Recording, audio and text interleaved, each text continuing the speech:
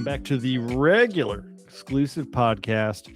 And we are on week 2 of our scary movie-a-thon as we lead to, Scary Movie 6 at the beginning of June. Yeah.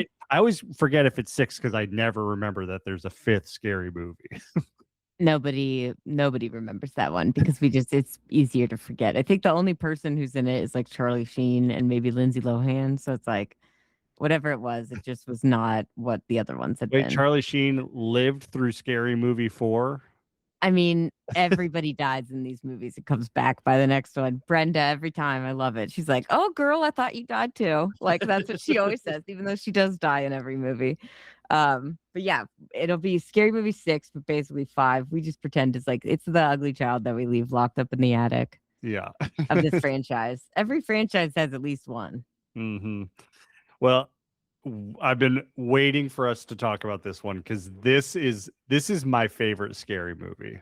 Like, I agree. It is. Agree. Not a contest.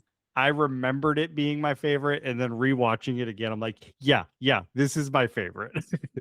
There's too many good bits in this movie and too many great new characters that are introduced that are like iconic, you know? Yeah. And like also just like the fact of like Dwight and the handyman and like they're like all, oh, let me give you a hand. Oh, what about a standing ovation? Like all that stuff. Like it's just so good.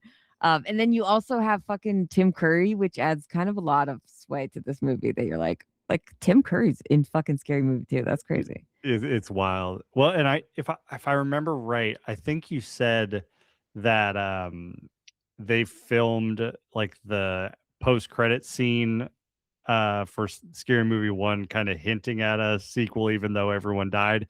But who knows if we would have got it if the first movie wasn't such a huge success. Yeah, thank God it was, because I can't imagine my life without Scary Movie 2. It was like a very formative movie for my like teenage years, I feel. Yeah. Like, and this was another one, like we talked about the first movie, where like I would say most of the movies that they're probably making fun of in this one are movies that we had not seen at this point. Like when we saw this, like it's like Scary Movie, the first one, where you're like, I think I ended up watching those films that it's making fun of afterwards. So I kind of knew the 100%. plot from this movie because this one's making fun of like mostly The Haunting, which is like a 90s movie with Liam Neeson and Catherine Zeta-Jones and Owen Wilson. It's like based on the Haunting of Hill House novel. So it's like a very obscure one. And like it also has like The Exorcist, but like everyone kind of that's maybe the only movie I had seen before this. With baby Natasha Lyonne. I know, crazy. I totally forgot it was her. And fucking James Woods my God. Andy Richter, who's just delightful. It was a very fun opening, I gotta say. Like the opening sequence is it's a great parody of the opening or not the opening, but part of The Exorcist, and just a hilarious moment. The song that they sing. Oh yeah. I mean, very Richard Cheese coded. Yeah. Shake your ass. Watch yourself. It's just fun watching all those older people like sing that music.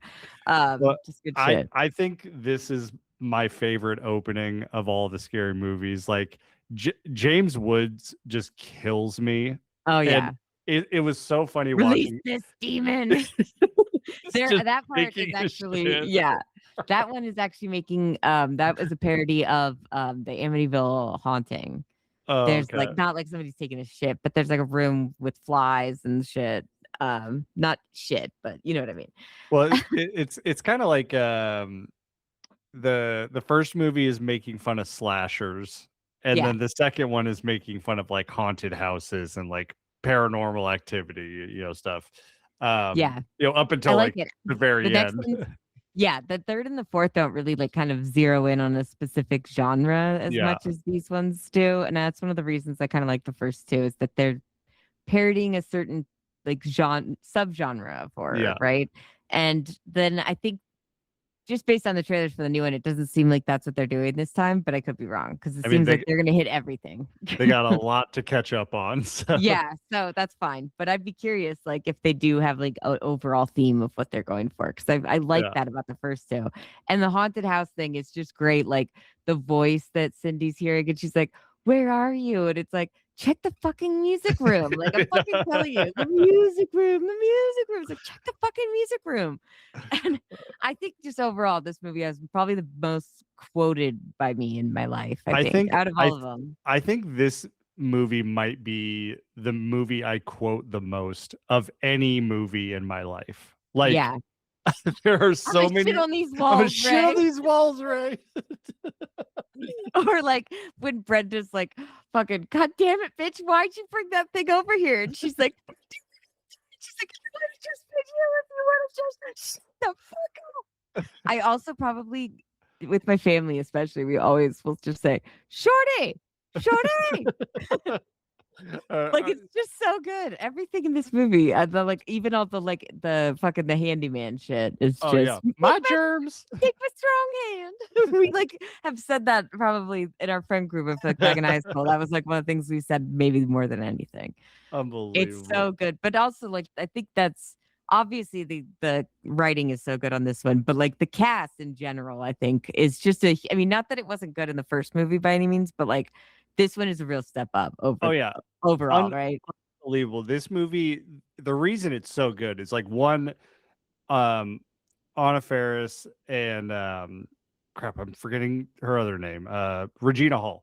Yeah. They have a lot more to do in this movie. Like they have a lot of funny lines. I mean, Marlon Wayans as Shorty is always great, but yeah, it's everyone else that they bring into the movie. Like James Woods at the very beginning. It was so funny watching the opening of this movie with Sarah because she's never seen him before, and What?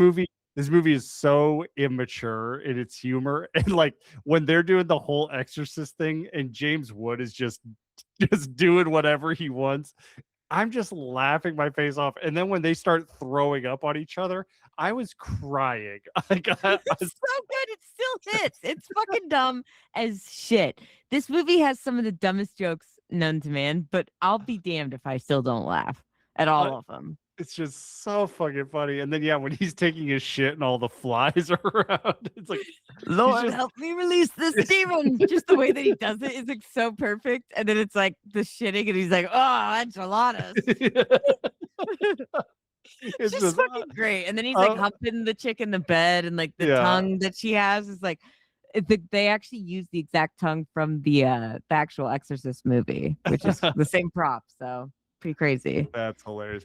But yeah, so it's like we start off with James Wood and Andy Richter, and then David Cross as Schmidt, and then I always forget his name, but like I love him from Schitt's Creek. Chris Elliott as the Handyman. handyman, like, You know what? I and would then have Tim thought that, Curry. yeah, I would have thought that you would have remembered Chris Elliott, handyman guy from There's Something About Mary, because isn't that Yeah, the movie that you yeah, would quote when you yeah. were a kid and you could you do his whole thing of My like you my don't choke the chicken or whatever, you don't flog the dolphin, isn't yeah. that the whole thing? As like a 8-year-old, I'm reenacting entire monologues from Something About Mary, a rated R movie to my teenager brothers and their friends, and they're just laughing their head off, and I have no understanding of what I'm All about saying. masturbation. This explains a lot, Jace. However, I think that like that's probably the only other movie I had really remembered him from before. Yeah. Like but I always knew. I guess I didn't know what he really looked like because of Scary Movie 2. He looks so creepy, but he's definitely probably I think overall maybe my favorite part of this movie. I'm just so glad to see that he's back in the new one and him playing Longlegs. I was telling Nolan when we rewatched this, like I'm pretty positive, like I mean, I wouldn't be surprised if Nick Cage said that like this character, the handyman, was a little inspiration, at least Yeah. in the voice or like the way that he behaved for Longlegs. Because it's like these two guys could be like twin brothers. It feels a little bit, you know. Oh, I don't know. him and David Cross, their relationship in this Oh, it's movie so good. is just it's so hysterical and just how combative they are of each David other. Cross is also incredible in the movie. Like the whole thing. I don't need help. I can Yeah, do it. He's like, it's just so him freaking him ridiculous. trying to climb up the stairs. Another Carrying scene his that wheelchair. I'm just crying my eyes out, and then he screams, "Cover me!" Like, My favorite thing about him, I mean, one of them maybe, besides like everything is his wig, how it just shifts Yeah. positions throughout the whole movie. So it's like his Gollum hair basically that's like Yeah. on is just like in different places every single time. And then the It's just fact that good he shit. wears rollerblades. Let me just run upstairs and go jump into my jogging suit, and then I'll be right down. It's like just everything that he says is so fucking perfect. Yeah. And then when he even like, I'm tossing my own salad. Yeah. It's like, I can do bro, it myself. Just oh my god, unbelievable. so So good. good. And then yeah, Tim Curry is maybe the best I've ever seen someone play like just a outrageous pervert. He's just Yeah, so funny. he's so yeah. He's got exactly the right vibe for it. He's so good. I feel like when he's in like really like movies that you would not expect him to be in, he's just always a delight. Like this, and I think of Muppet Treasure Island are like two of my favorite Tim Curry performances ever. Like you would not expect him to be like delivering great performances in either of these movies, but I'll be damned if he doesn't. Uh, Like I- he's so good and he's fucking hilarious and so, like you said, creepy. And I also had never seen the movie that they're referencing when like Cindy puts on the red dress and then she's on top of him and reveals his like disgusting long nipples, in what a yeah, shirt. what is that So referencing? when she's on top of him and she's like, I think she's starting to suspect something. And he says, who? And then she leans down. It's Ray saying, your wife. That is a reference to the movie What Lies Beneath with Michelle Pfeiffer and Oh. Harrison Ford. And the movie is like, spoiler alert for like a movie from like 98, but I'm pretty like I finally saw it like a couple years ago. It's really good, but basically at the end, she's having all these like ghostly experiences in the home that she's living with her husband, and then it turns out it's like the woman he was having an affair with and killed, and she's like, and so when she's like seducing him, it's like as she's like possessed by the other one, and then it's like so that she can see what happened, and then he sees his, the ex that he or the mistress that he murdered when she like leans down in the movie. But in here, it's like just so good because it's Ray, and it's like when she's like, I don't remember anything. I just put the dress on, and then that's it. Like, what about you, Ray? He's like, oh, I bought mine on Thursday. He's like, this shit is hot, right? Yeah. Came down to get a banana. Just like good shit. But I was like, so I had never understood what that was from until I finally watched that movie. And then I was like, oh shit, that's good. Good stuff. I love that because I feel like I mean, I don't know about you, but there's a lot of references in both of the first two scary movies that I'm like, years later, I feel like I'm still discovering some of them, which is awesome. Yeah, we were too young and not a part of like the popular movies Yeah. at that time. That's why like I was saying last week, like Scary Movie 1 and 2, I think are like full blown Gen X movies. And then 3 and 4 were millennials. Cause three is like The Ring and Hmm. Signs. And so Yeah. like that was like when we were growing up. We had Uh seen all those movies. Yeah. By that yeah. point, And yeah, then 4, like they go to like 8 Mile and War of they the no Worlds. 8 Miles in 3. Oh, 8 They Miles and they have 3. that one, yeah, and then, but in 4, it's like War of the Worlds and The Grudge, and it's Yeah. just, like, good stuff, and Saw, too. Oh I yeah. think all my and out of all the openings, I think this is definitely this Scary Movie 2 is the strongest, but I still always we'll get to 4, but I still always love Shaq and Dr. Phil, Yeah. in the Saw room. It's just good stuff, but It's a it's like great one. none of them are gonna be nothing comes to as closest to this one because it's like an extended one too, and it's Yeah. also just like perfect. It's elevated, but it's not. Well, It's and then weird. Like this movie is so like not elevated, but I would say like when you watch 3 and 4, you're like, it is downgraded a little bit. It's just not the same. There is like a level of smartness to this humor, weirdly. And yeah. like, I don't know, but I think for both of us, and for anyone our age, it's probably the same where you're like, I remember these things first from scary movies. So it's like I have memories of scary movie more than like anything else. And it's like that is the thing that was like the becomes the cultural moment or memory. It's like the thing that it's parodying isn't even important anymore. Yeah. Like the Nike basketball commercial. I Yeah. love how obscure that is, but like I had seen it at the time, I think maybe once or whatever, but it was Yeah. still like not even our like I feel like we didn't get that at the time. And so then now it's like when they just saw them doing it again, like a video on Instagram or whatever, and Yeah. I was like, that's amazing because I love it. 'Cause, like I don't remember the original commercial anymore. I don't remember Oh, I fucking scary remember movies too. I remember the original Oh, you do? commercial. Okay. Yeah. Yeah, I'm a girl, so I My wasn't my paying my attention. brothers both watched basketball, so like that was on Makes sense. ESPN all the time.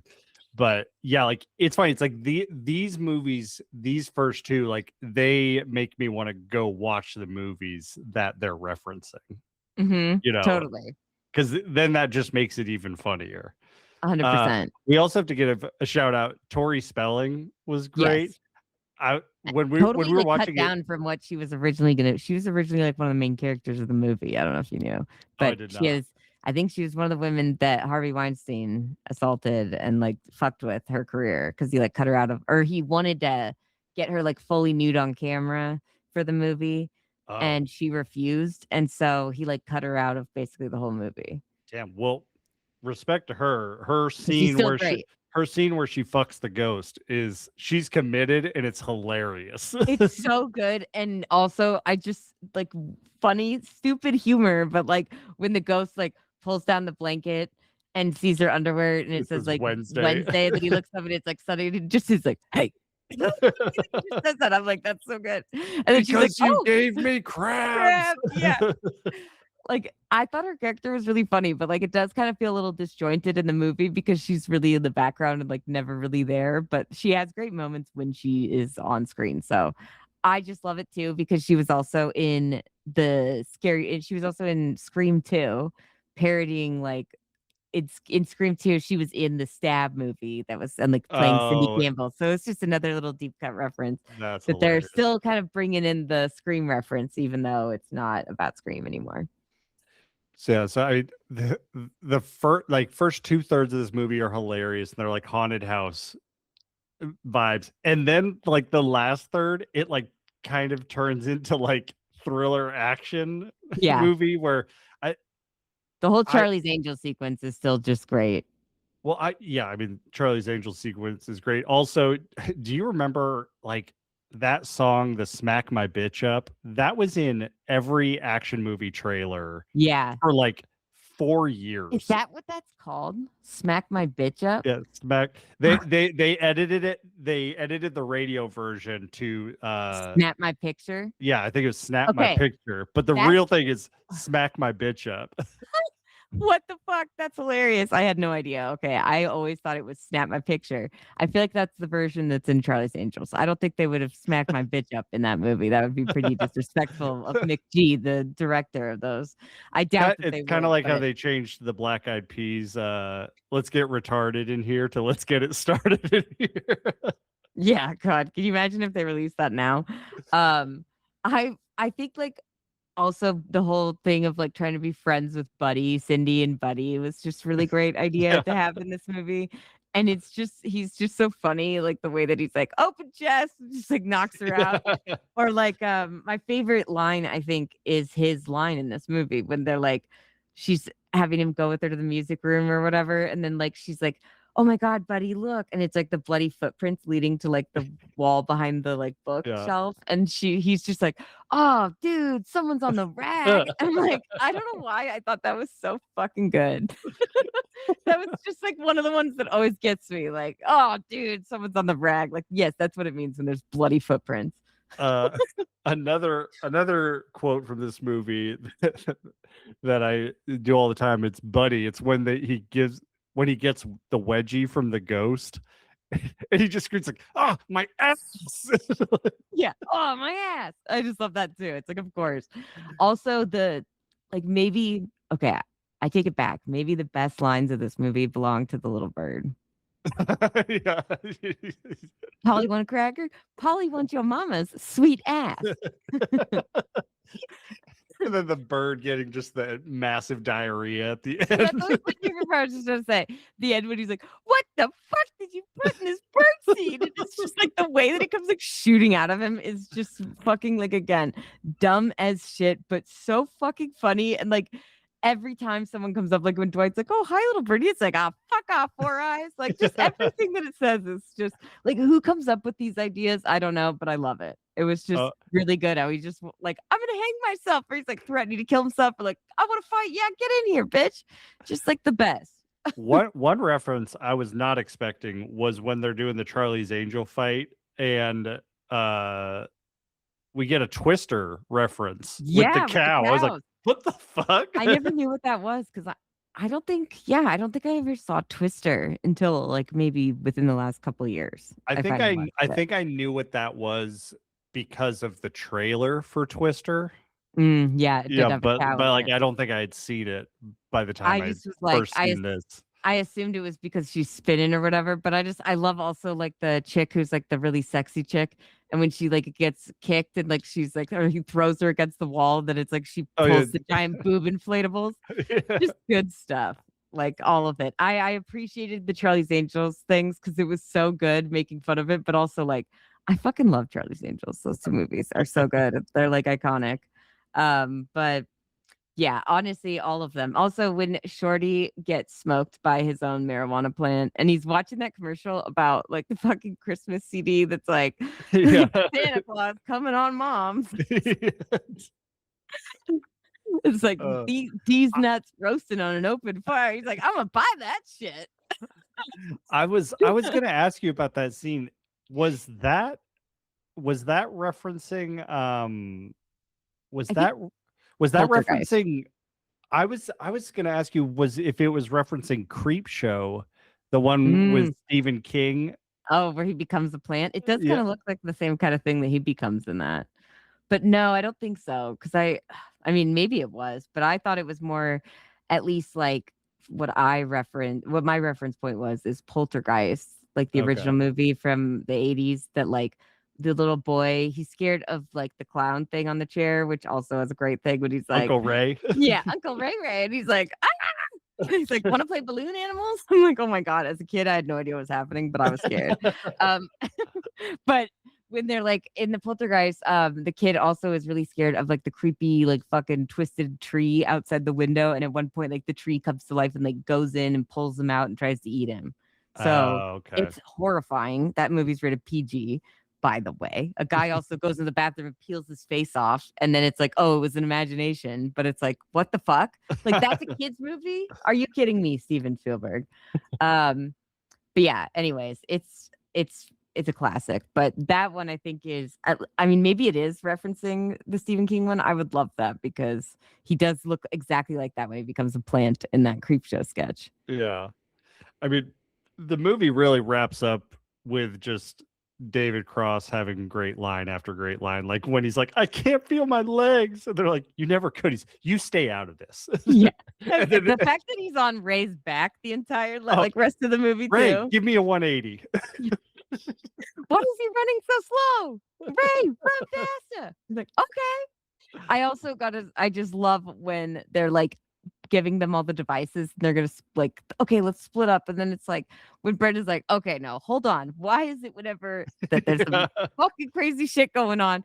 You white people always wanted to split up. It's like, so no, we need to stay together. And like, yeah, okay. And he's like, all right, you and you follow me. And then I just loved it. Like, it's just her, Shorty, and Ray. And she's like, we gonna die, y'all. They're like crying, like walking off. I'm like, so good.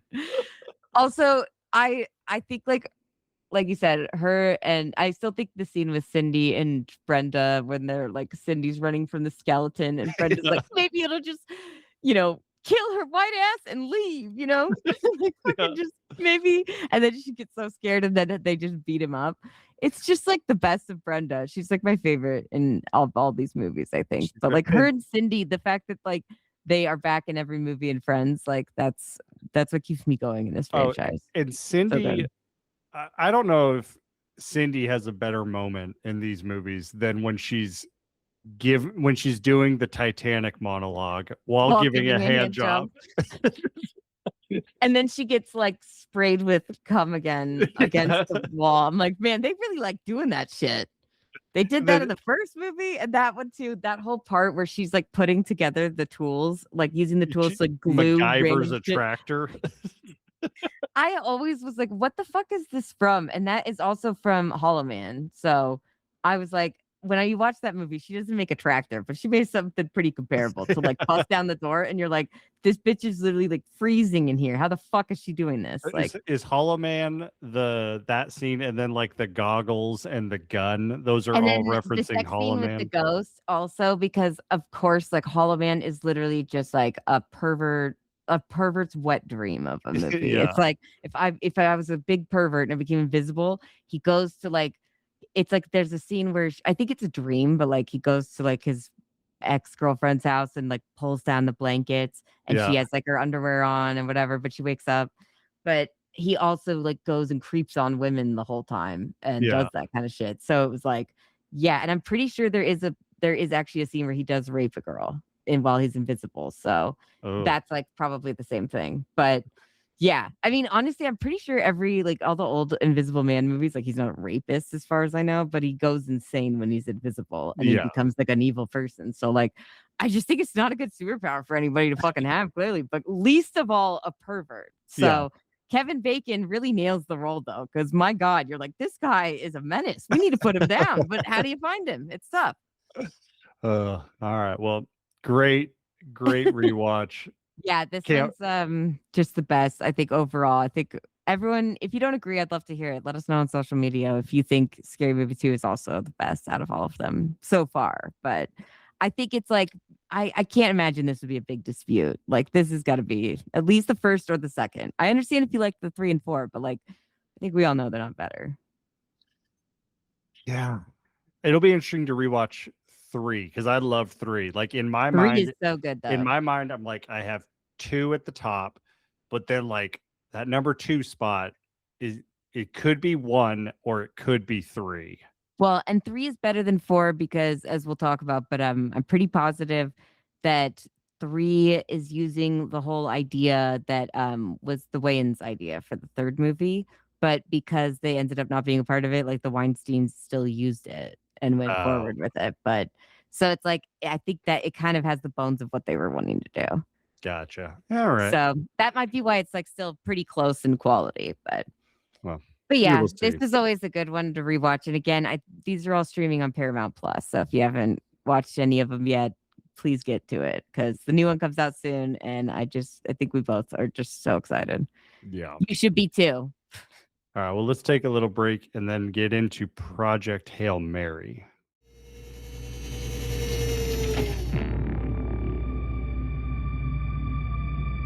I understand that you think I'm the right person for this mission. I understand the stakes.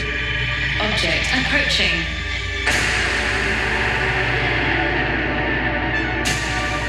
If we do nothing, everything on this planet will go extinct, including us. Dr. Grace, the world is counting on you.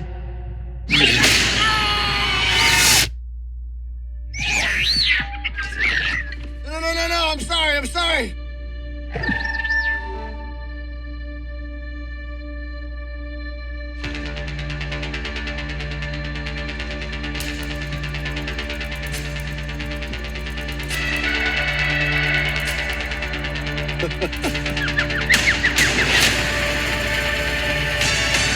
I'm Grace.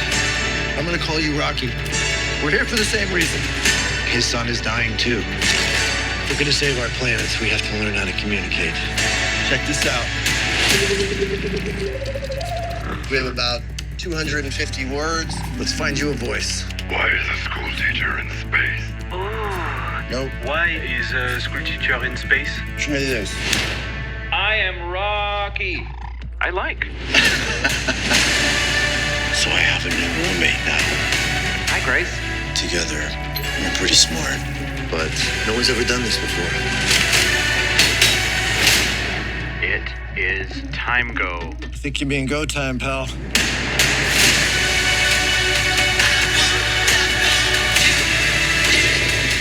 There are infinite possibilities for this to go wrong. This ship wasn't built for this. Now! If Grace Rocky saves stars, we can go home. I think this is a one-way trip for me.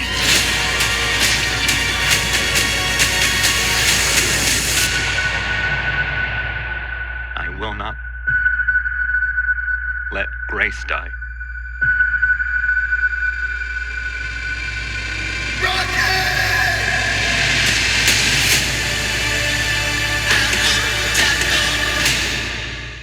let's talk about Project Hail Mary. Now, this is like outside of Super Mario Galaxy. This is the biggest movie of the year. It did like Mm-hmm. it did like just under 700 million I was gonna say worldwide. that's not very good. So 700,000. so Shit. this is like the new benchmark for, Odyssey and Doomsday, Dune 3. This is Yeah. kind of the thing.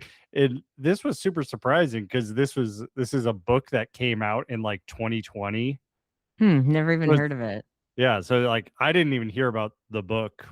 I mean, I'm not really into the book world, so maybe that's why. But Yeah. yeah, it's like came Stephen out in King like didn't write it, so I didn't hear about it. yeah. But it's like this is an original IP, I guess Mm-hmm. technically, that just did a huge amount. And I think a lot of this really just tells us how much the world loves Ryan Gosling. Yeah. He's a bona fide movie star. Like he can open a film that people aren't familiar with. Like the actual, like, they don't know the IP or whatever. Like he's the IP we're showing up for. Yeah, and it's like if you think about just the And then trailer, also maybe the space. I think space is popular too. But yeah, but like his other movie, what was it, First Man? Mhm. I don't remember. I don't think it did that good. I mean, I think it did all right. But yeah, like the trailer for this movie, I remember seeing the trailer and I'm like, oh, this looks like Ryan Gosling doing Castaway, but in space.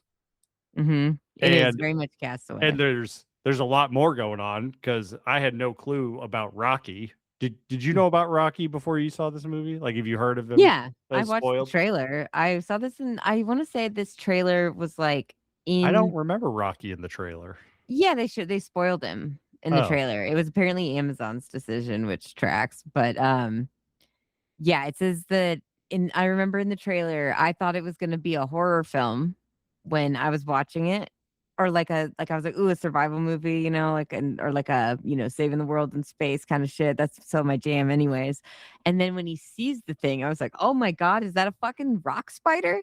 And then it turned out to be friendly. And I did not see that coming. That was a pretty big twist when I saw the trailer. And I was like, huh.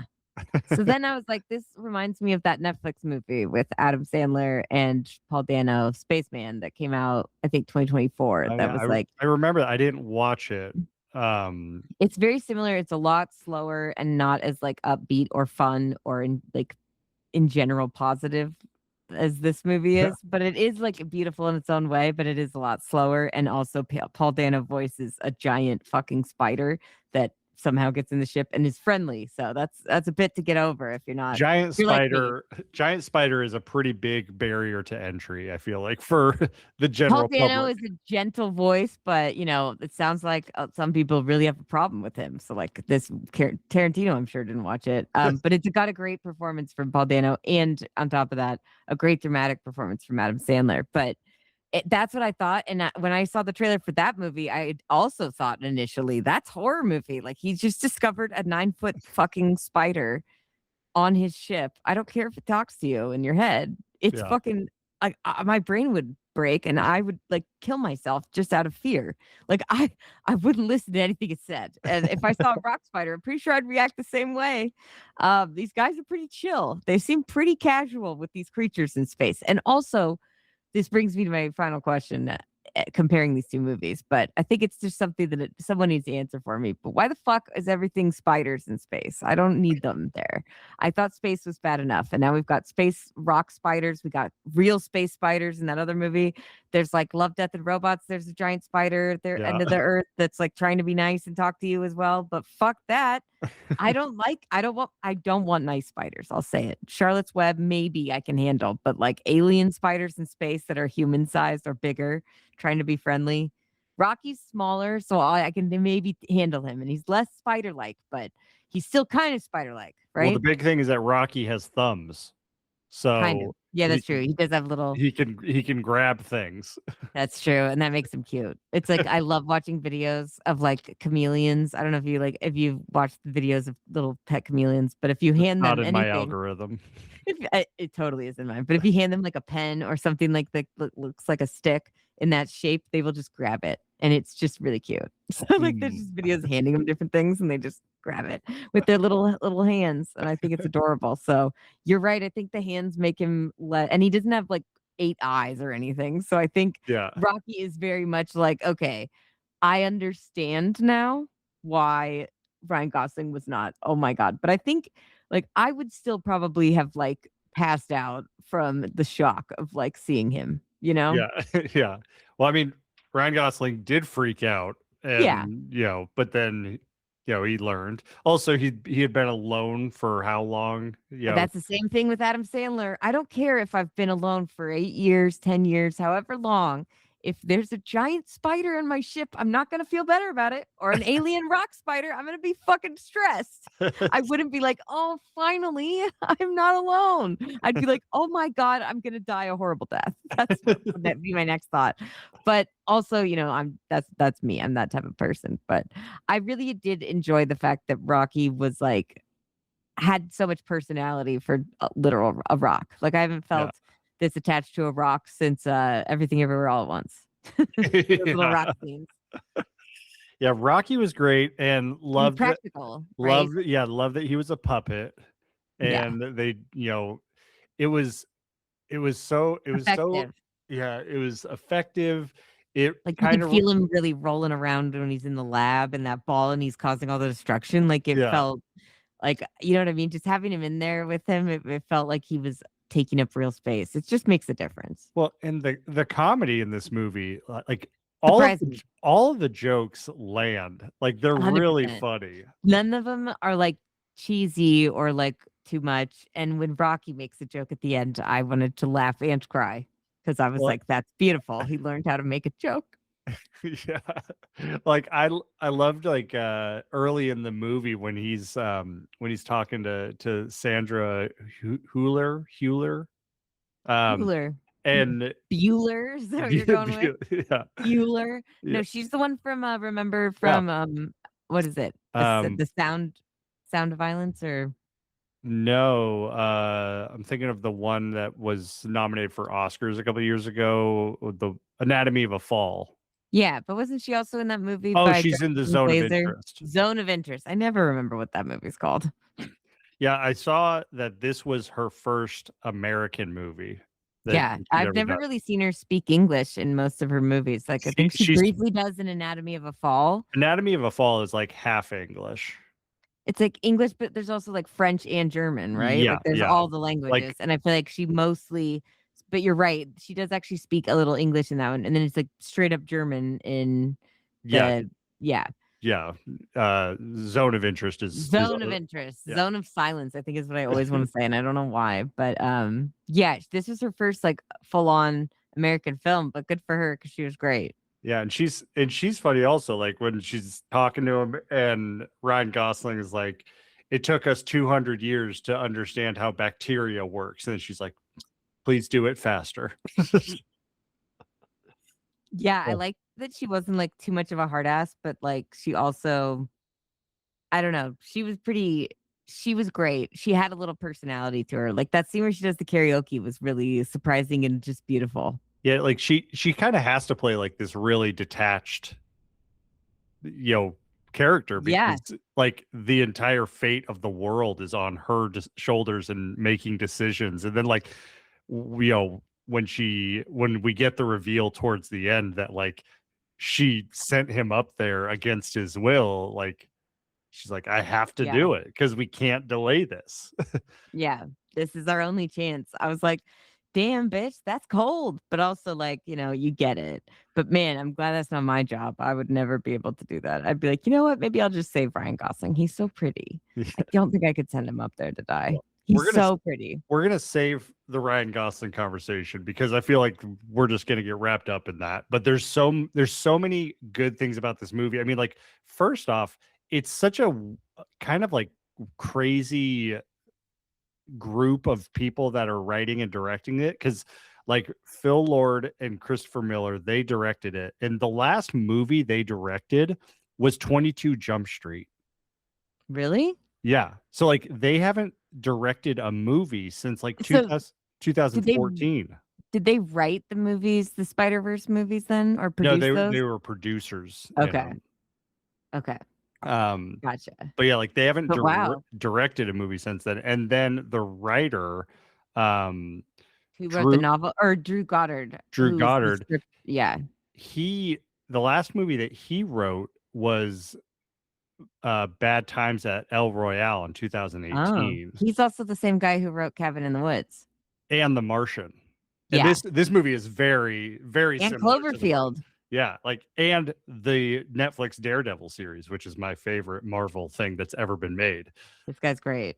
So like it's kind of wild that these three guys like haven't been working on stuff back to back to back. Like they've done some stuff with some shows that I saw, but it's like this is like their big comeback to a movie, and somehow they got $200 million for the budget to do it. Like, Well, because they said that there's like no greens. Like obviously there's visual effects in the movie, but they said that there's no green screen.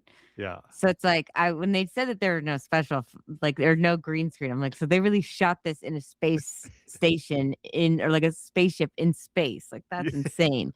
I bet Tom Cruise is somewhere just fucking like stuck at Tom Cruise, just chain smoking, and thinking about how he's like, I'm gonna fly directly, to Mars for my next film.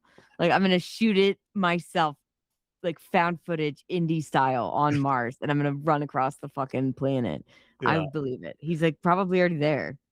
Well, like I remember hearing that, and then like as I was watching it again, I kept like wondering like the scenes where the spaceships like first see each other, and like Ryan Gosling tries to get away, and then the other one just like squeaks by. I'm like, I know. I wonder if that was done with like miniatures, like models, like when they just like squeak across. Like, well, he said that there is visual effects in the movie. It's just that they didn't anything that like is a prop or things that are in the movie is like something that they actually made, basically. Yeah. So it's I think it's like to differentiate from like The Hobbit. When you see that, you're like, okay, there's a lot of stuff in there that's like all visual effects. Yeah. Versus like if you compare that to Lord of the Rings, you see like a lot of the production design and stuff that they actually made. Yeah. So you could see like that's like the easiest way I could tell the difference is like when you're looking at like the Dwarven Kingdom, you're like, that's all CGI. Yeah. In The Hobbit, and you're like compared to like the Dwarven Kingdom in Moria when they go there, like does like not very much. Yeah, CGI. they actually built the sets. Yeah, which is way expensive, so it is crazy. But I think that like the writer of the novel, Andy Weir, he also wrote The Martian, so that makes sense that they're like, this movie will probably, I mean, that obviously made a shit ton of money. It's a great movie. I love to rewatch it whenever it's on. He's like, I really don't like writing supporting characters. I want to do that as little as I need to. Single Man in Space, which is like honestly a great, I mean, there's a lot of films like that. It's also just gives you the Castaway vibes. And it's like, I'm sure that that's like something that actors are like wanting to do. It's like be like by yourself in like a fucking movie, just carry it by yourself like Tom Hanks has to do in Castaway. Yeah. Like that's a lot on your shoulders. And I feel like Ryan Gosling is obviously a movie star of like a certain caliber that like we don't have a lot of those anymore. And he's definitely one that can like consistently open a film and make money. Yeah. I mean, so that's another factor in it. But like you have to have a good actor playing the role. But I was like, Castaway in Space is like, this feels the most like that compared to like, just because of the way that I guess the friendship that he builds with Wilson obviously is so one-sided, but it feels more like a collab in the movie. Yeah, like Wilson feels like a character. Exactly, even though he doesn't actually speak. And just the way that I think it's obviously it's all Tom Hanks, but like I felt the same way with Rocky in this one, and I felt Ryan Gosling. Like I think I read that he said like sometimes when he's like talking to Rocky or whatever, and he'd be like laughing or like smiling or like couldn't keep it together, he would be like having his kids on the other line, and they would be talking to him and reading the lines, and like it was just making him laugh and stuff. And I was like, that's so cute. Oh man, you could see that. Why? And also, isn't he just the most perfect, beautiful man of all time? And I love that when he puts on those glasses, though, I'm like, those slutty little glasses. But like, he does look a little smarter. I heard he said his daughter thought he looked smarter, and that's why he did it. But it's like Ryan Gosling, I don't care what kind of glasses you put on, you're gonna be hot. There's no glasses that are nerdy enough to bring you down. Any type of glasses will be slutty little glasses on him, even if they're big ass glasses. They're still slutty. They're going to be Also, hella slutty. I was obsessed with his Big Lebowski sweater that he was wearing during all of the pre-space stuff. Like, I thought literally of you when I saw that, and I was like, I feel like this is a sweater that Jace owns, and if he doesn't, like, he needs to own it. I It's like probably will similar at to something someday. that you have, or like I've seen you wear, but I'm I like, have I was the like, Lebowski sweater, yeah. so So I'm like, it feels close enough to that, but I was also like, Chase would fucking rock this. He needs it. This is like one of his other sweaters. He needs this. I literally thought that because I was like, it does look like the Lebowski thing. yeah. I think it's really funny how it kind of opens with like him coming out of the coma thing and just being like so confused and like flopping around and like so silly, and it's just like you don't understand like why he's so weird and like Yeah. why he doesn't know what the fuck's going on. And I think it's great because like at the beginning you're like, this guy's an idiot, but then you learn later on you're like, oh, okay, that's why. Like, man, that makes more sense now. I love how like just throughout you get the little pieces of the backstory. It's like it's very just like it reminds me also of like Interstellar, I but was gonna not as say, like, I don't know, it's a little different. well, I was gonna say this. So, like, this kind of the setup of this movie is that there's a molecule or something that's eating the sun, kind of. Yeah. And I was like, isn't that this kind of the setting for Interstellar? Like, It's something like something the happened in planet, Interstellar all the where, crops are dying. yeah, the crops are dying, and I couldn't remember if it was It's because, like like, the the dust sun. is everything. Yeah. Okay.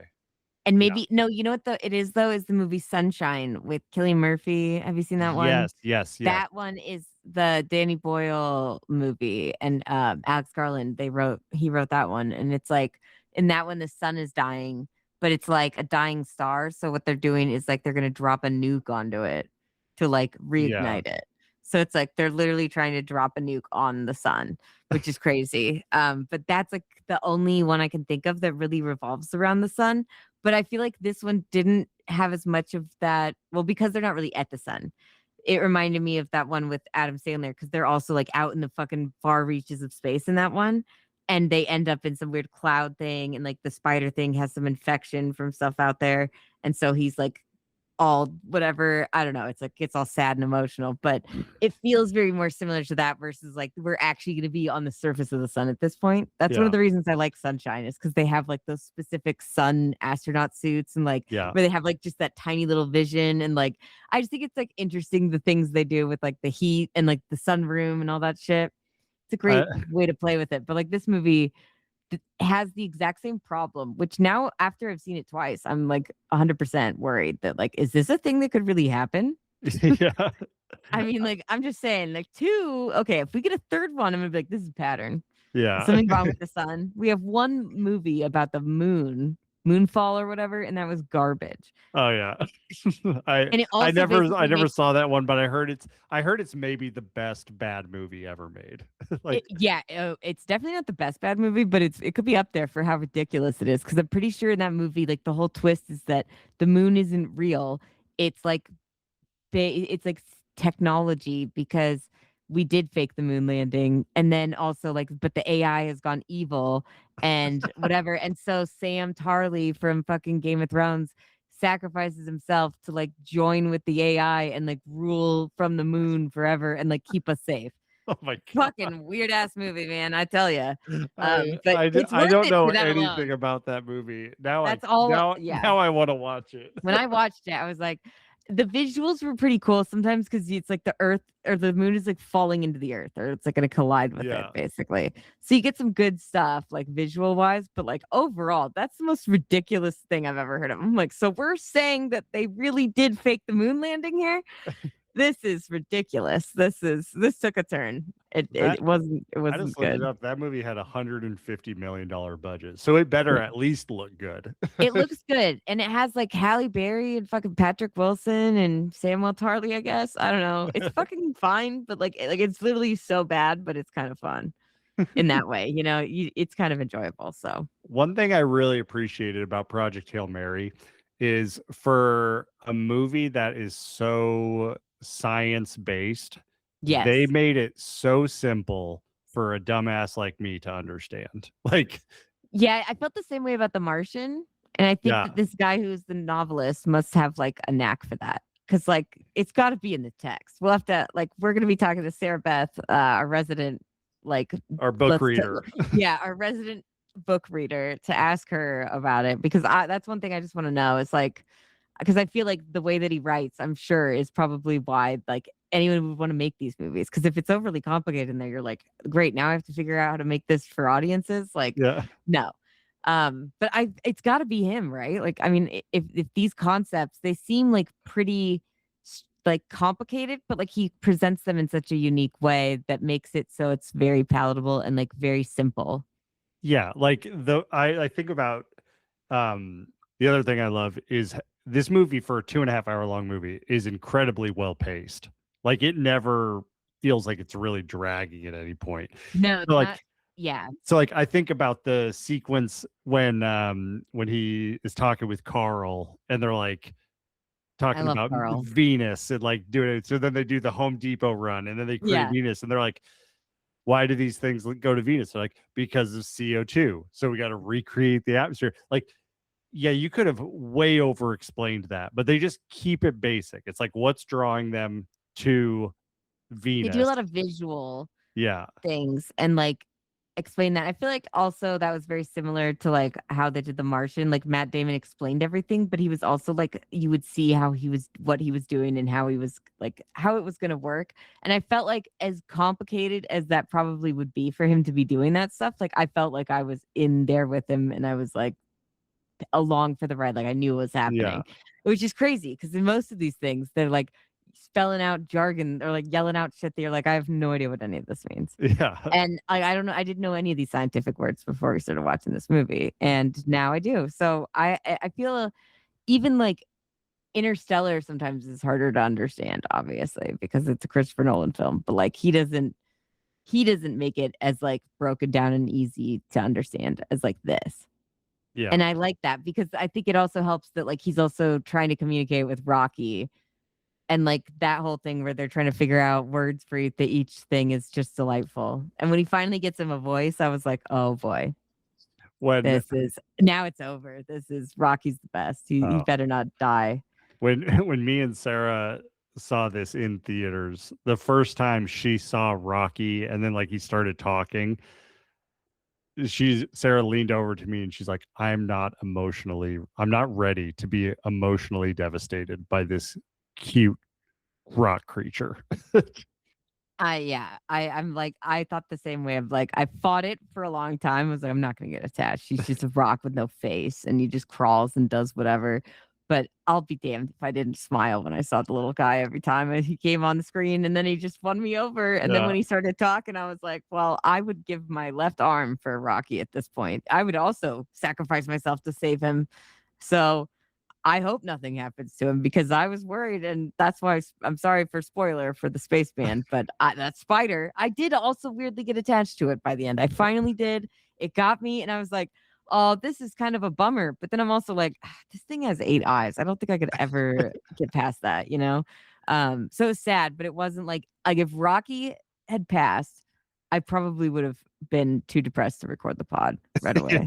Would have been I'm gonna need an hour and a fucking good cry sesh.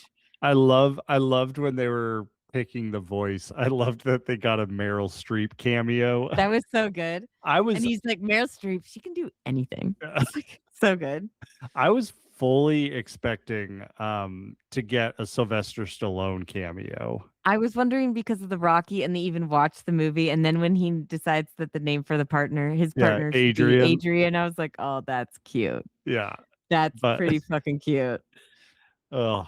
Yeah, the humor and the friendship and the kind of sweetness of this movie sounds like it would be really cliche, but it's so not. It's funny. It's Ryan Gosling, I think, is the reason it's not, because he's just so delightful. Even when he's Ken, you just love him. Even when he's a dickhead, you're just he's just so, I love him. It's funny. It's this movie is so wholesome, and I feel most of the time, I could see this movie being nominated for Best Picture. I don't know if I could see it winning. It's too early, but I feel could definitely catch a nom. I feel movies like this usually feel really wholesome, not heavy movies don't usually kind of make it into that. And I'm wondering The if like Martian did.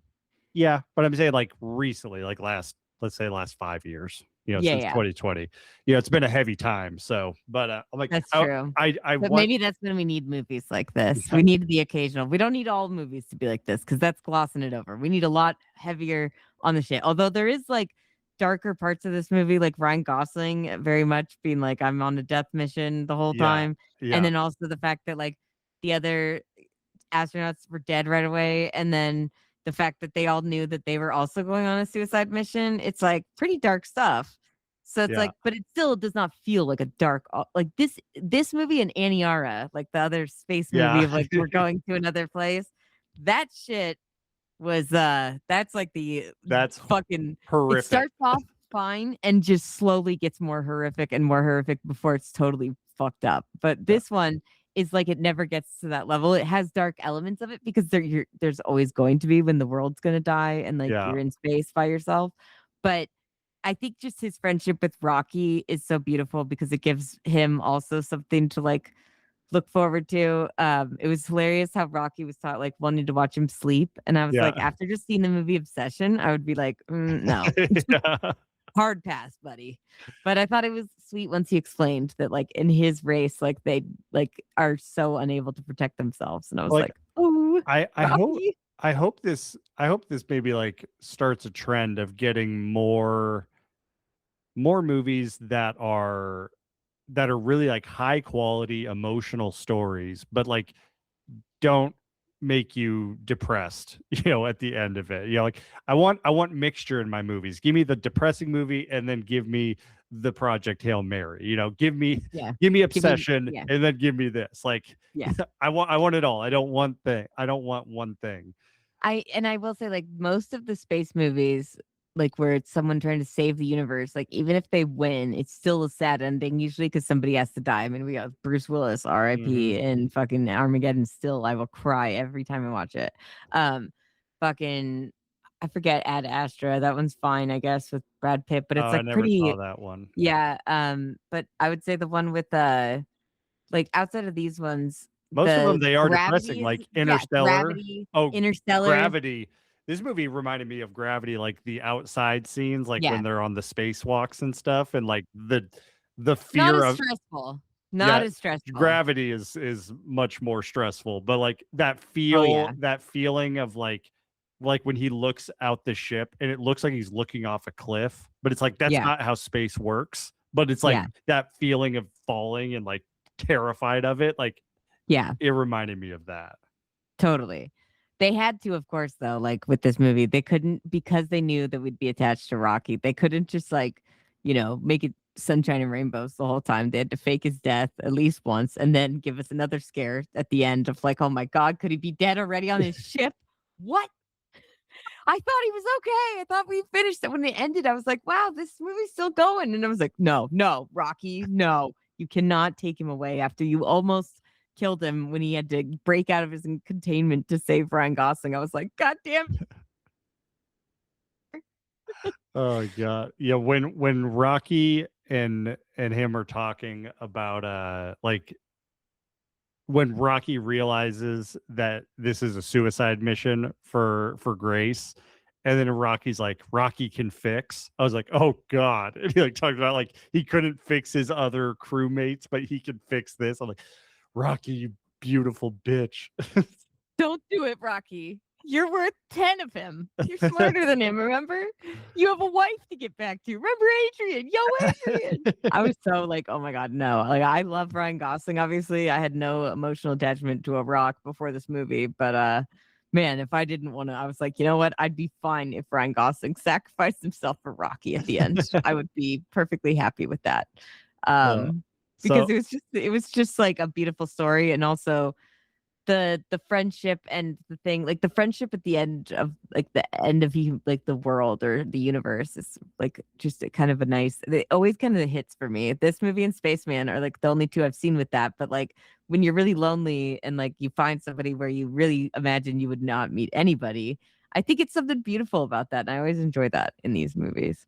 Yeah, so I mean, let's wrap up with Ryan Gosling. I mean, Yeah. first off, the entire cast is really great. You know, Mhm. But it's we like it's Ryan Gosling's film. yeah Besides Sandra Huller, like outside of her, I feel like there's only a couple people that are in it, but like mostly it's him. yeah. I mean, we get the AT&T girl who we love Yeah. from Werewolves Within.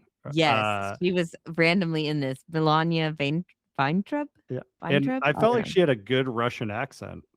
You Yeah, know, she did. She totally did. and And then then Ken Lung, who's yeah, the guy from he's one of those Saw. guys I've seen in a bunch Yeah, of movies. he's the other detective in the first Saw movie with Danny Oh yeah, Glover. yeah. He's Good also in call. Lost. He's in a ton of stuff. And he's Um, great as like the captain. yeah, Um, but yeah, but I mean, like, really, this entire movie is riding on Ryan Gosling, and he's amazing in this. He's so good at being like depressed in the beginning, and then like kind of remembering things, and then like when he says goodbye to the other passengers, and he's like, I don't know you, I don't remember you, but like he's just going through like their stuff, and he's like, I feel like we need to do this. You know, like his emotion is so good and like all these different things. And then yeah, he just bonds to Rocky. And the one of the things that sticks out to me about Ryan Gosling is he's one of those actors that like he doesn't really play like crazy weird characters like a Daniel Day-Lewis where like he totally like transforms, but he like his emotional well, like he can make whatever role he's doing, he can make that role believable and relatable to the audience. Like it kind of he reminds me brings of like something extra. he reminds me of like Denzel Washington. Like Denzel Yes. Washington plays Denzel Washington in most of his movies, but he takes each role and puts so much depth and emotion into the performance that it works. Yeah. And It is always Ryan Gosling, though. Even as Ken, you're like, I see the Ryan Gosling in here because he just has this boyish charm to him that, like, yeah, is so, like, you have to have that in a Ryan Gosling movie. If he were to play a total asshole, like, weirdo, like, isn't he in that movie, Lars and the Real Girl? I never saw that, but isn't that where yeah, he's, like, in love with, like, a fucking inflatable woman? yeah. I don't know if he has that same charm and love, like, the, I Ryan Goslingness. never saw Maybe that, but that I was a want to test. now. Now I want to see if he could bring something like this to that role because you'd have to be charming for like, I mean, I don't know. I guess you wouldn't have to be charming to be with an inflatable woman, but to pull that off in a movie and still have a career, I imagine you must be like, it wasn't a total career ender. So Yeah. I think he's like so unique though. And he's also, I feel like Robert Downey Jr. is a little bit this way, except for Tropic Thunder. That is like the enigma of him because that's the only role where you're like, I don't see him at all. But most of the time it's like he's Robert Downey Jr., like Yeah. his version of that character. And he has that something extra that he brings to it. But Ryan Gosling always surprises me because he can be so funny and silly, like the way he's like when Rocky moves in and he's like all irritated with him and everything for Yeah. being around. And he's like, no personal space. And then he's like, I can hear you. And he's like, all the way over there. You hear this? Like he fucking, oh my God. I get no time away. And it's just really, really funny. I feel like he just nails all those little moments and makes it entertaining to watch. But he has so much like emotion and depression and sadness and like all these different feelings that he goes through. And when Rocky like says he'll save him and he like really like cries at that moment and is like, I thought you were like I had accepted it. And he's like, I didn't mean any of that. That was just like I nobody love it. means that when they say it. Yeah, it was just so beautiful. I really loved it. And you're right. Like he's literally a like bona fide movie star. Like we don't have a ton of those anymore that like Yeah. can fully open a film that they're the star of and like the anchor of the whole movie and like people will go see it because of them. Yeah. And he isn't limited by genre. No. You know, like He can sing and dance like he does and can, but yeah, like he's great Or as in everything Ken. he does. He does drama, he does the really quiet character like in Drive, you know, and Mhm. that's like a violent movie. And then he'll do like Crazy Stupid Love, which is an Mhm. incredible Oh. rom-com, Mhm. you know, and La La like Land. La La Land, like in the with these movies where somebody is essentially by themselves the entire movie, you as an actor, you have to be so dynamic. Like you have to be able to be emotional. You then have to be able to be funny. You have to keep like the whole thing of simplifying the science in this movie to keep it interesting. Like he has to drive all that, and he has so much Similar, just charisma yeah. to do it. And like Tom Hanks did it in Castaway without the science, Yeah, but but the science element of it reminds me a lot of Matt Damon's performance yeah, in The Martian. Very similar, where he just like makes it feel easy to understand, and like you are immediately like he's so like you just easy to empathize with him. And also like I like the fact that he's not a perfect person or like perfect scientist. That's what I feel like with Ryan Gosling. Like he's constantly like being made fun of or like silly or like doesn't understand. But then he does have these genius moments and he is really smart. But it's like even Rocky's like, you're so slow at that, or like you don't understand that. This is taking too long. And he's like, oh, he thinks I'm dumb, stuff like that. It's just really delightful because he kind of has that little like the boyish charm that like he can like even if he is really smart, he still has kind of a dumbness to him. And I just really appreciate that. It works really well. And it also immediately makes him more empathetic, which is tough sometimes with the scientist character. They're not typically the most, they're kind of, at least in the horror films that I watch and sci-fi films, they're usually the bad guys. or they're just really stupid. Yeah, they're either dumbasses or they're really fucking like the worst person who's like, I don't care if everyone dies. We're getting this alien back to the ship. I don't care. I want to test it, even though it's going to kill me. I don't know if you've ever seen this movie. It's an old one from 2007. But it's Ryan Gosling, Anthony Hopkins, called Fracture, and it's a great like thriller film, psychological thriller, legal kind of drama too, where he like Anthony Hopkins like shoots his wife because she was cheating on him, and then he like battles against Ryan Gosling. He's like the district attorney prosecuting the case, and he's like so just like it's like he's one step ahead of him, and it's just like a really great movie. I do remember that movie, and it's one of those movies I that rewatched it recently. It's great. I think about, and I'm like, I have not heard anyone ever talk about this movie, but I remember loving this movie. Oh, it's so good. It also has Rosamund Pike in it, and she's great. But it's just a good movie, honestly. And those two, like that was pretty early on for Ryan Gosling, and he just totally delivers. And it's like similar where he's not the best person in the world, but you're still like he has this something extra that I'm also like I'm rooting for him. Because also, I mean, Anthony Hopkins is a wife killer in the movie, so you don't really have anyone else to root for. But he's so good in that, and I just think he's always been great. But this is definitely like a huge moment for him, and I feel like just solidifies his status and like as a full-on movie star that can do anything and probably has like the best offers coming to him all the time. Yeah, after this, he's going to be able to do whatever he wants. So, yeah. I mean, we'll see. All I know that he's doing is a Star Wars thing. And Ryan Gosling's good. I don't know if he's good enough to save Star Wars for me. I think he is. I think he could. He could at least save like this little corner of the universe. Yeah. All right. Well, let's get Sara Beth in here and let's talk about the book. All right. We want to welcome back our reading resident, sci-fi ambassador, Sara Beth Parker. Thank you so much for joining us. And hello. In case y'all don't recognize her lovely voice, she was with us when we talked about Dune, and she taught us all the crazy things happening in Dune that we're probably not going to see in the next movie. As much as I want to see, was it sandfish or sand eels? No, Yeah, well, it's basically. giant, sand eels, and then also the kid becomes like a sandworm, like and rules over everything. Like I want to see that shit, but we'll see. So welcome back. Basically, this is going to be a great episode. Yeah, this movie, Project Hail Mary. It's a huge movie, and the book. This was like a weird thing where like the movie rights were bought before the book even like came out. Like I saw that MGM like bought it before the book came out or something. So you have read the book, right? I have, yes. Actually, before we even get into book stuff, what did you think of the movie? Did you like it? Yeah, loved it. Cool. That was fantastic. I've seen it twice now. I'm going to watch it again this weekend. So yeah. Now, amaze. At any point, did Rocky make you cry? I teared up. Yeah. I definitely teared up. We all have souls here. I was getting pretty worried there for a minute. Couple minutes. There was a couple times where I was like, wait, I thought he was safe. What do you mean? What do you mean his ship's in danger? The whole thing? Oh God. I was like, I swear to God, if they kill Rocky, I'm gonna kill myself. I think I said I- that at least twice. I almost lost it when Rocky had that whole Rocky For- fix thing Uh-huh. when he's like, Breaks out of his containment. yeah, well, when he's talking about giving him fuel so that it's not a suicide mission, Oh, and he's like, yeah.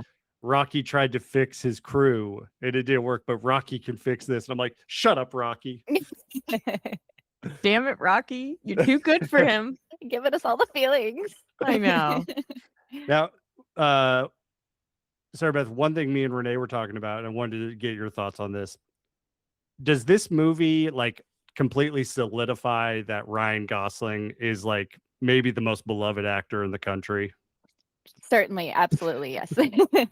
Like, It's like this is the female gaze going on right here. Like this is what Yeah. women want. Oh. Yeah. I'm not going to speak for all men, but I want it. So, right. I mean, I was looking at Ryan Gosling's filmography and I'm like, he might go down as like maybe having one of the best careers of all time. Just like he has Yeah. no bad movies. Yeah, for sure. No, and anything that he's in, it's just like infinitely better with him in it. So Yeah, absolutely. and I Agreed. think like I don't know how popular this like or like how popular the novel was before the movie came out, but I feel like even if it wasn't very popular, like Ryan Gosling in space, sign me up. Yeah, right. Like, Yeah. So, sir, have you read anything else from Andy Weir? Like, have I you read like The have. Martian? I read both The Martian and Artemis, and I love The Martian. Artemis was okay. I think he struggles a little bit with his female protagonists, but The Martian was fantastic, and so was Project Hail Mary. So I really enjoyed those. So I have a theory that this writer, he hates writing supporting characters. And his Oh. stories are just like one guy stranded alone. Is Artemis a similar kind of story? Pretty similar. She's not quite stranded, but she's definitely like a loner trying to figure things out on her own. So yeah, that tracks. this guy's like really good though at making like complex situations and science like seem pretty straightforward. And that's one thing I was wondering too, is like, is it that way in the novels too? Because I feel like when you watch The Martian, and that's what we were talking about with Project Hail Mary, it's like pretty complicated shit that comes across pretty easily, like which Jason are like, we never get that shit. Like it's always right over the head. So was it that way in the novel too? I feel like maybe it's just like in the like book before they even have to adapt it. So it's kind of easy. Yeah, he definitely makes it a lot more translatable to common people like us who don't The know layman. anything about science. Yeah. He makes it so it's easy to understand, and even if you don't understand it, you're just like, oh yeah, that totally makes sense. Like I Yeah. get it. Like yeah, so definitely the book is pretty similar in that manner.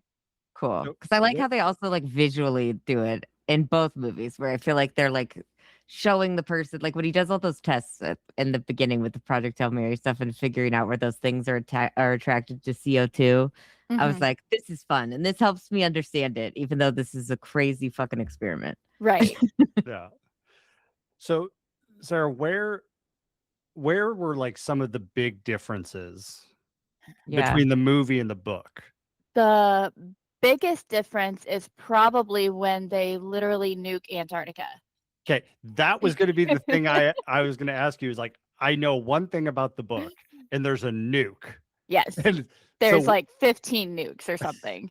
Yeah. They So nuke wait- Antarctica. so wait, what, Yeah. why are they nuking What Antarctica? did penguins do to them? Why are we doing Yes, this? you know, the penguins just decided to take over and Yeah. the whole thing. But no, so the whole thing with the sun fading is that the sun goes out, global cooling, everything's broken. So basically, Stratton, the scientists behind it, were like, well, we've been doing global warming for a long time. What if we actually tried? And so they're like, okay, well, if we nuke Antarctica, that'll melt a bunch of the snow and ice into the ocean, and it'll cause like basically it'll release a bunch of methane, which will warm up the atmosphere, and it'll buy them more time so that the Earth can survive for a little longer while Grace is off on his mission. So essentially, they're like, we're gonna make global warming work for us so that we can survive Accelerate it. longer. So wait, I want to make sure I understand this. They're like, hey, we've done such a good job at global warming passively Uh-huh. Yeah. that we should streamline this What if we and actually just tried? accelerate it a little bit. Since everything is cooling down, we got to warm it ourselves even more. Is it? Exactly. Yeah. What You if know, we I- actually like fucking actually put our minds to it? I bet we could do Exactly. it 10 times worse. Yeah. So that's the stuff that was happening off screen during the 11 years or whatever that he was flying to. That actually happened when he was still on Earth. Like he was over there in Antarctica watching them. Like they're like, okay, we have all these nukes. We have them all set up. Some scientists put them down. Damn. Okay, fire in the hole. And Did yeah, they Grace is standing evacuate there. Animals at all or no? Probably not. They didn't get into that detail. There's no so- Yeah, of no course. Noah's Ark. Of No course. Noah's I Ark would of save the penguins. fucking penguins. Am I crazy? Penguins, things are polar so cute. bears. Polar bears, yeah, those things are mean though. Maybe just get one or two of them. Two of them, I guess. It's funny to think that a nuclear option is not a Hail Mary. Yeah, They're right. they're like, you know what? Before we try space, Yeah. let's try nuking it. Something. Like adding some time back on the clock is what it's trying to do. It's like kind of it reminds me of, I don't know if you've ever seen the movie Sunshine with No, I don't think I have. has Chris Evans and Cillian Murphy. It's like a very old, like early 2000s movie, but it's about like the sun is dying and their whole plan is to like drop a nuke on the sun to like restart it. And I was like, that sounds fucking crazy, but I'm down. Let's go. Let's see how that works. And I think it does work in the thing, but I was like, would that fucking work? I don't know. I have no idea. I'm not a science guy. I know what movies Elon Musk was watching when he was younger. 'Cause Right. Yeah. He's like, let's nuke Mars. That'll I know. get I it saw going. that, and I was like, "So that is that a thing?" Or I mean, if he says it, I don't believe it. I saw some He video- just probably watched that movie, and he was like, "Let's just nuke it. That seems to work." I saw some video of like a scientist that was reacting to that. And he's like, that's not how it works. You can't Okay, just cool. nuke a planet. Right? Form Thank it by you. dropping a bomb. Like, Like, All right, so I we think got he probably got that honestly from like one of the Godzilla movies, isn't that where it's like Godzilla nuclear like destroys everything, and then it's like all this fucking green and foliage just come back. It's like he's must like be the watching that, same. and he's like, "Oh, okay, I Like, see." it's like instead of people going to Mars, let's get some lizards and Yeah. some nukes and just launch them Put to our hands Mars. together. Fucking lizards with nukes strapped to their backs. Let them fight. But- all right, love it. so nukes are a big difference. I think Uh-huh.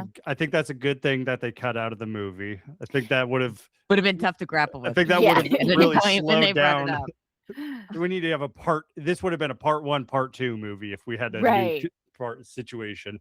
Yeah. What else was different?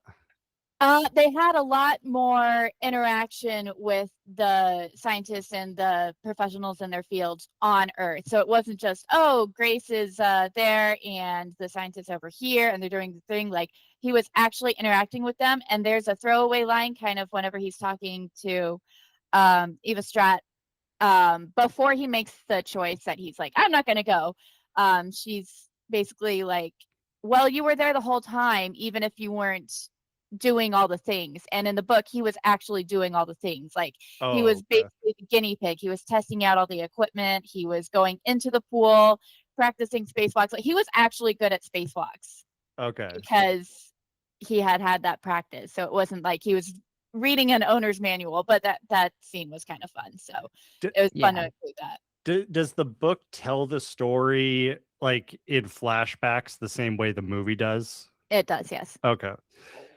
Does the book tell us how the crew dies? Yeah, it's explained like Good it's question. really, really, really brief in the movies. In the book, they go into it a little bit more.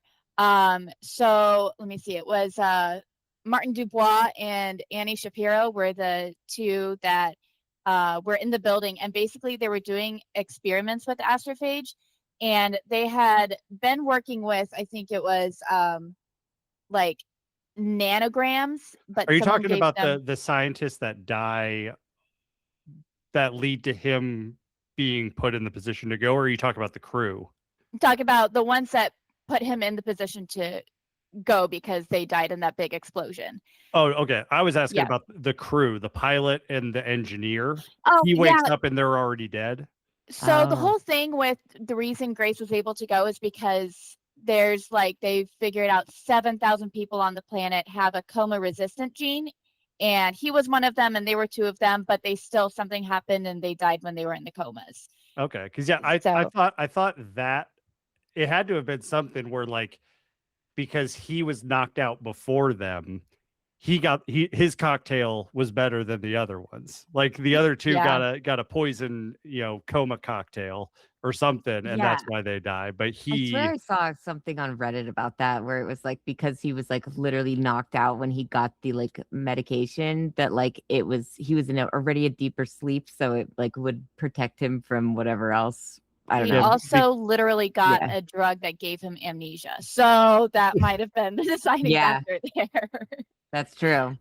Well, I mean, honestly, that's not a bad idea, but it's like if you're gonna force someone onto a spaceship to do a mission to save the world, like a suicide mission, you better throw him some amnesia because as soon as he gets up there and wakes up, he's gonna be like, "Well, fuck that shit. No, I'm gonna blow this shit up." Like I feel like that was smart that they were like, "Let's throw in the amnesia." I don't know how you give that to someone via drugs, but I'm all for it. There's something. He's going to be alone in space. The last thing he needs to remember is being betrayed and alone in space.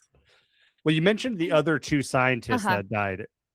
Yeah, explain that because, like, in the movie they show the explosion, and they're like they use too much of the stuff. But is that kind of it? Yeah, so that's pretty much it. But it's like they were working with nanograms, which are teeny tiny, and someone gave them, I think it was milligrams instead, which when you look at it in a test tube, it doesn't look like anything. So they had no way of knowing that they were given too much. And so when they did the experiment and they had like 1,000 times the amount that they were supposed to have, it went from a little explosion to everything blew up. So crazy. One of the things that I liked in this movie is I thought they did a really like interesting job of like showing what humanity would do like if we discovered like a new element. Like they get these things and then real quick they're like, oh, we can use this as fuel. And then that little thing of just having a better fuel then just accelerates and projects space travel essentially. Like it's not necessarily the technology is holding us back. It's like it's minerals. It's like we need a better fuel to go further. It's not how much fuel can we put on a rocket. We just need a better fuel, and then that does all of this other stuff. I liked that. But we also they must have figured it out. I don't know how fast they're traveling, but like I imagine they're not traveling at like the speed of light, like super fast, right? Because like humans can't go through that even in a coma. Yeah, because they say the distance is 11 light years or something away, and it was just they needed something to actually get a ship all the way out there. Like they needed something that was better than just fuel because you can only put so much fuel on a rocket before it's counterproductive, I guess. Astrophage just keeps increasing itself, so it's almost like an unlimited source there. Yeah. So that's not like something that we already have, astrophage. This is like a totally new thing. When they were talking about it, I was like, this sounds like an element already. Whole time Renee's like, why aren't we using this in real life? Yeah, what are we doing? Well, it's an actual like alien we have a life gas form. crisis. Why don't we just use astrophage? Yeah. It's an actual alien life form though, and that's like the whole thing in the beginning. They're like, oh, this is a cell, like this is life. So it's like discovering basically alien life. They're like, let's turn that into rocket fuel. But I guess we have to go off planet to outsource our fuel. Yeah. Something I was curious of was if in the book if they do more with like the whole part of Rocky and him learning how to communicate. It kind of like that scene like kind of reminded me of that Denis Villeneuve movie Arrivals. Oh yeah. Where It's like just the whole Arrival. thing. Oh, sorry. Raised by speech impedimented people, so I added S to everything. It's okay. But yeah, like Arrival, sorry. Okay. Arrival, like the whole movie is kind of like them figuring out how to communicate. And then in this, like I understand for the sake of the movie, they streamline it. Does the book is that whole process longer or more Yes. challenging than it seems?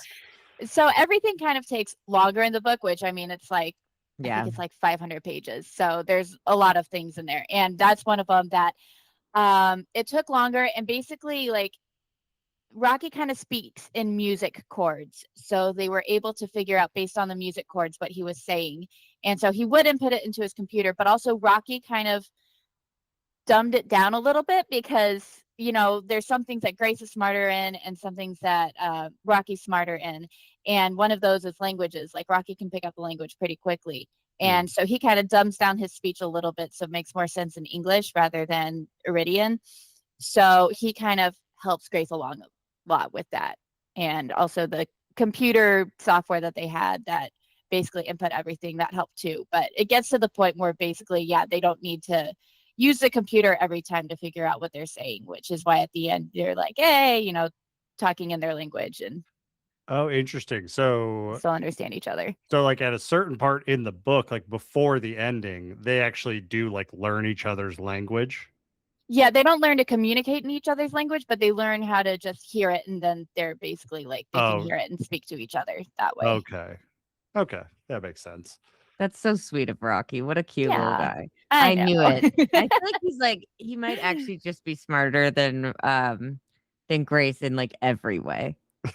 They're pretty smart. They just Yeah. some of the things that they just like couldn't learn on their own that Grace helps them with. But Well, they're like radiation. yes, exactly. Yeah. Yeah. He had the same vibe as like that movie Up, the dog, Yeah. Doug, the dog. And he's like, Squirrel. He's like, oh my God, you're my master. You're my best friend. Oh my I gosh. came back love because you. I love you. Yeah. And it's like the way that he That's a gets so great excited and call-out. talks is exactly and like that artificial voice too. Uh-huh. It's like I wouldn't be surprised if it was like the same fucking guy almost. It feels the voice sounds similar, but I'm like, I love that.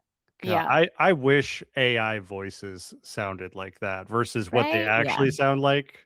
You I know, know. the dead. Or get the dead Meryl soulless Streep thing. option. That sounded Yeah. fun too. I would have Yeah. been fine with the Meryl Streep for the whole movie. Oh, dude, I know. I love that it was actually her. And then I just love him. Like, she can do anything. Yeah. It's like, so can you, Ryan Gosling. I still feel that way. But I Yeah. felt like that was hilarious. And I also wish, like, just side note, that I could literally get a leash from or a collar for my dog and hear what he has to say. I'd want to talk to him all day.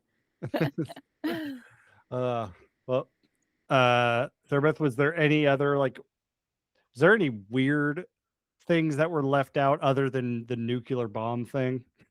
I don't think there were any weird things. I do think they didn't really show exactly how many connections and how much Eva Strat was doing the whole entire time. Mhm. Like she Mhm. basically has connections all over the world that's fixing all of this because it's, you know, the trolley problem. She's like, I don't care who I have to throw under the bus as long as we can save the whole entire world, Yeah. which is, you know, admirable. But she's also like, I know that everyone's going to have to use me as a scapegoat eventually.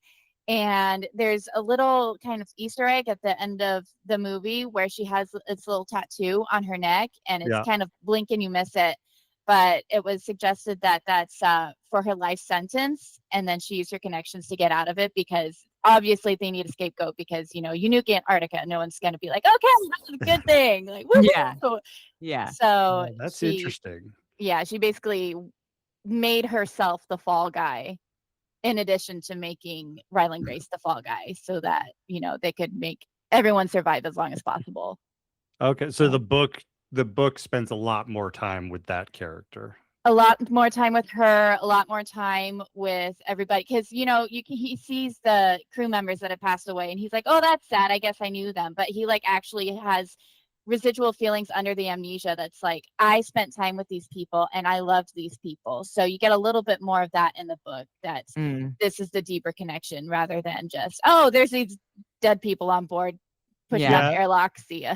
So Yeah, we don't really see a lot of interaction with They're barely in it. them. But like I loved the scene when he was like sending them off into space because like this is just Ryan Gosling being amazing, but he's just like, you know, I don't remember everything, but I feel like Yeah. like I need to do this. Yeah. You know, and like Yeah, like you had a good way to say it. Like there's something underneath the surface that he can't totally pinpoint. Yeah. But yeah, like that scene kind of I don't know, makes me understand that there was more in the book there. But yeah, Yeah. I mean, for a movie that's 2.5 hours, if they were gonna spend more time with any other characters, like we'd be we'd be having a lot more movie that we're talking about. But I Very thought true. the actress did a good job, but I was curious because I think Jace, didn't you mention yesterday something about her character being a little bit different in the book? Or is she maybe just like harsher in the book, or more of a not as not that she's not harsh in this, but like she just has like a tiny softness to her, you know? yeah, Well, yeah, she didn't sing karaoke in the book, so I thought so. Okay, because She they said it was like an basically improv thing. yeah, she tried to like distance herself from the crew so they wouldn't get too attached is kind of the thing. And she also was like, there's all these hard things, all these hard choices I have to do, and I'm going to do them no matter what. So if I have these connections with people, then, it's going to make my job harder essentially. yeah. I thought Yeah. that performance from Sandra Hüller was great. Of just like she kind of has to be this sort of frigid, Yeah. personality because she's making decisions that are going to affect the entire world. Yeah. And Mhm. if the decisions don't get made, then, tens of thousands, if not hundreds of thousands of people will die. And yeah, like Yeah. you could see that like distancing Yeah. from everyone else and her just kind of carrying the weight of that. And then even when she like is talking to Ryan Gosling and like saying, Grace, I want you to understand why what's about to happen is gonna happen. It was Yeah. like it was never a choice. He's Yeah. just like, I need you to understand why I'm putting you in this position. Yeah. So Okay, was it just me though, or like when Rocky asks if Ryan Gosling has a partner or had a partner, and he said no, but he used to. And then I feel like pretty soon after that, we get a flashback with him and Eva, the boss lady. And then I feel like a couple times later on, I kind of got the vibe. I was like, are they going to make out or something? I don't know. Are they going to hook up? Is that the love that he's talking about? I wasn't sure. And I thought maybe the karaoke like scene after that, I was like, all right, I can't tell. Is that fuck me eyes? I can't tell what she's giving there him, but wasn't a Mark. Rocky Yeah. hates Mark. Yeah. That was great ad-libbing right there. Yeah. As Yeah. far as I know, that was platonic, but maybe they were just Okay, trying cool. to humanize her a little bit and soften her So up. you guys didn't get that vibe at all. Like I was like, I I wasn't didn't. sold on it, but I thought, do I smell a hint of like I those two thought- maybe fucking? I I don't know. thought Ryan Gosling was maybe trying to lay it down, but also that could just be me projecting. Because I mean, I feel like he's always trying to he's put it always down. laying it down. Because it's He Ryan doesn't even have to try. And I'm like, this woman though, you could tell she's pretty like ice cold because it's like, who would turn down Ryan Gosling in any way or treat him that way? He's so perfect and pretty. I love that they put glasses on him. That did help make him look smarter. Because like Yeah. when you look at that face without glasses, you're like, there's no way you'd be a I- scientist. Even if you were the most brilliant man in the world, they would not hide you back in a lab somewhere. It'd be a crime against humanity. when we have the scene where he's in the classroom at the beginning, first thought that went to my head was like, it's a good thing that these are not college students because Yeah. this could be problematic. Half the Yeah. class would be in love with him. Yeah. I also feel like at the end, I'm like, I know that he's like happy living on Rocky's planet, but it's like, God, he definitely is not going to hook up with a rock chick there. Like, he's got to go home. He's got to go back to Earth. You can't keep someone that hot on a whole nother planet. Dude, those rocks, they could have something going on. Who knows? Are you telling me you'd be down for rock sex with one of those things? You don't even see a hole. Where would you even put it? And it would not probably be we soft. saw the hole. We saw him We when saw he was meat. eating. That's true. Are you telling me that he eats out of the same place that he would also be shitting and fucking in? I That don't is have upsetting. a professional opinion. Well, I'm it just sounds saying, like you do. You went right to if the I was hand on the fucking- planet Yeah. and that You'd was my fuck new one. home, maybe I'd come around to it. Maybe This I'd give it goes a try. back to my philosophy that if the aliens like show up here at any point, people are going to be like either bored or be like, I want to fuck them. That's going to be the number one thing that people want to do. And like, I would definitely fuck an alien, but I just feel like more and more, Jace just confirmed it. If they're rock things, he's like, I'll find somewhere to put it. Like, fucking let me go. You I'm know, building an emotional bond with this thing. I got to fuck it. That's just how we got to roll, baby. Well, Thank you, Sara Beth, for hopping on again, and we will definitely be having you back. Dune For Part some- 3. Yeah, Dune 3. There we Dune There we 3. go. There we go. Hell yeah. If not before then, though, obviously, because that's like in Yeah. December. So like, feel free to come back anytime. Always a pleasure. Yeah, absolutely. Thanks for having me again.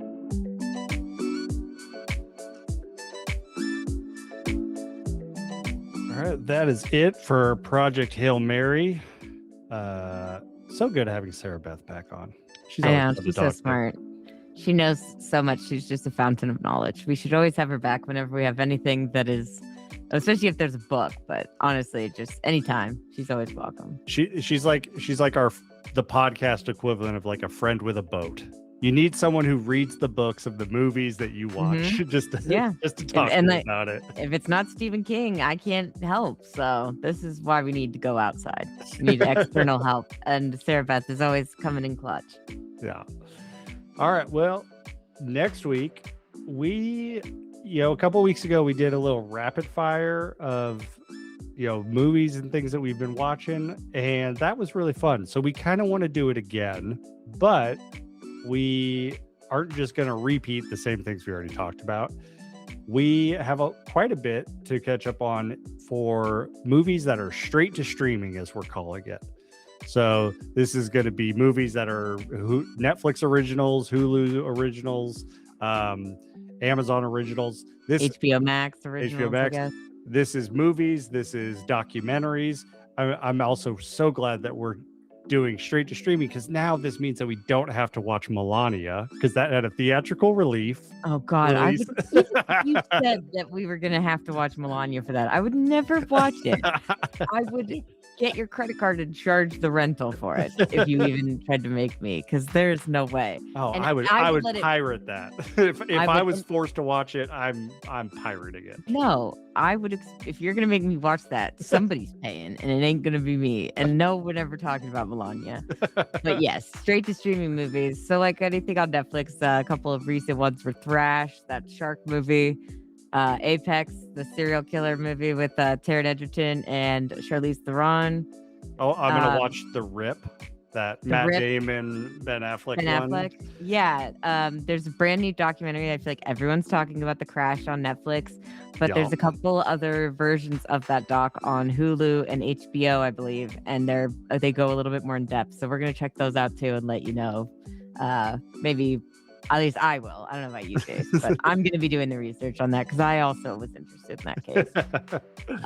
But yeah, there's a lot of stuff that's just now debuting, so maybe we'll end with like a couple things that just hit streaming, and if we recommend them. There's also Pizza Movie, which stars Dustin from Stranger Things. So, and it's like a stoner movie. Yeah, it's a stoner movie, and it's like supposed to be kind of like dude, where's my car kind of vibes. Nice. And it's like they just try to order a pizza and they're really high and like things go wrong. So I don't know if it's any good, but there's a lot of shit that does go straight to streaming in this day and age. So we just wanted to cover it, shout out some stuff. And if you have any recommendations for us, let us know on social media, Instagram, Facebook, whatever. Just hit us up with any suggestions if you have them. Yeah, love recommendations. Well, that is it for this week. We'll see you next week on the regular exclusive podcast. Don't forget to like and subscribe. We out here.